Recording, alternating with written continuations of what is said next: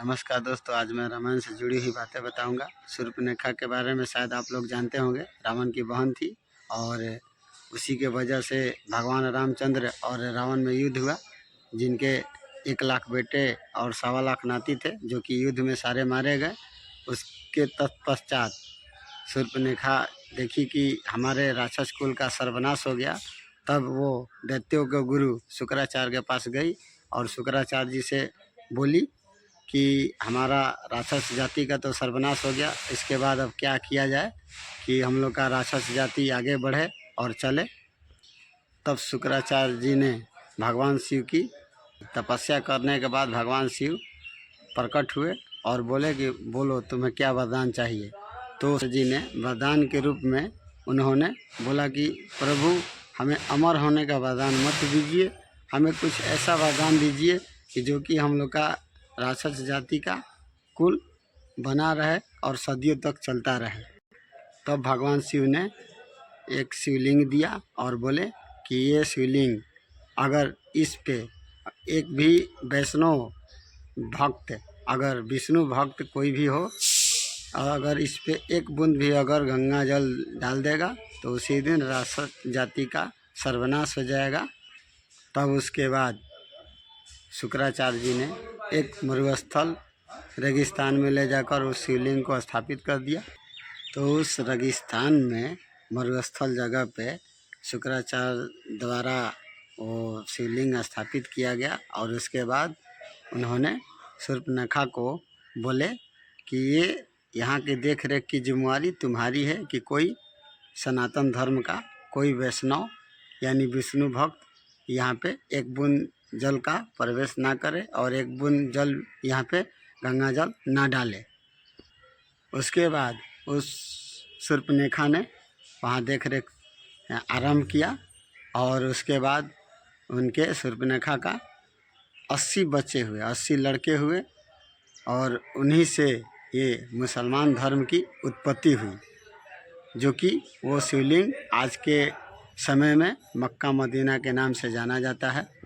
जैसा कि दोस्तों मैंने पिछला वीडियो इजराइल के इतिहास में बताया था कि इब्राहिम से हुए इमरान, इमरान से हुए सुलेमान और सुलेमान से हुए यहूदी। तो ये सारे एक ही कुल के हैं, मगर उत्पत्ति इन लोगों का सनातन धर्म से ही हुआ है।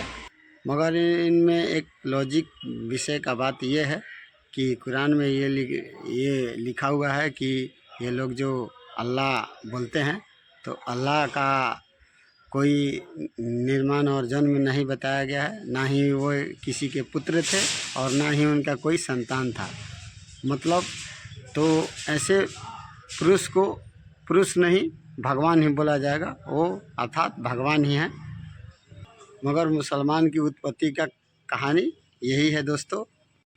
और इन लोगों में एक लॉजिक बात है, जैसे कि सतयुग में जब ये समुद्र मंथन हुआ था तो समुद्र मंथन में कामधेनु अर्थात गाय को कामधेनु हम लोग माता लक्ष्मी के रूप में जानते हैं, हम उन्हें माता मानते हैं। तो ये लोग देखते हैं, ये लोग तो राक्षस कुल के है ये हैं, तो ये लोग देखते हैं कि हिंदू धर्म जिसे माता मानता है उसी को हम लोग मार के खाएँ। और एक बात और बता दूं कि जब लक्ष्मण जी ने शूर्पणखा का नाक काटे थे, उसी समय से ये अपने शर्म के मारे अपना लज्जा बचाने के लिए वो नाक को ढकने के लिए काला कपड़ा बांध के रखती थी। तो ये लोग भुड़के का रिवाज उसी समय से ये लोग चला रहे हैं कि हमारे सदियों की जो गुरु माता हैं वो काला कपड़ा बांधती थी। तो ये लोग को लगता है कि हम पर्दे में रह रहे हैं, तो उसी समय से ये भुड़के का रिवाज भी चले आ रहा है। और ये भी बात है दोस्तों कि ये जो क्रिश्चियन यीशु मसीह को परमेश्वर या परमात्मा के पुत्र मानते हैं, तो कुरान में ये बताया गया है कि अल्लाह के सर्वश्रेष्ठ पैगंबर थे, वो सबसे उनके पैगंबर में नंबर 1 पर माने जाते हैं। और वे अल्लाह उनको बहुत जो हैं ये शुद्ध पुत्र हैं। तो इसी प्रकार वे ऐसे मानते हैं और ये लोग बोलते हैं कि परमात्मा के पुत्र हैं, परमात्मा के लड़के हैं या परमात्मा हैं। तो दोस्तों, इस संसार में जितने भी प्राणी हैं सब परमात्मा के ही पुत्र हैं, परमेश्वर के ही पुत्र हैं। तो इस अंधविश्वास में आप लोग ना रहें दोस्तों। सनातन धर्म का कुछ ज्ञान भी रखा कीजिए, अंधविश्वास में ना पड़े। अंधविश्वास ज़्यादा दिन तक नहीं चलता है दोस्तों। तो आज के लिए इतना ही। धन्यवाद इतना वीडियो देखने के लिए।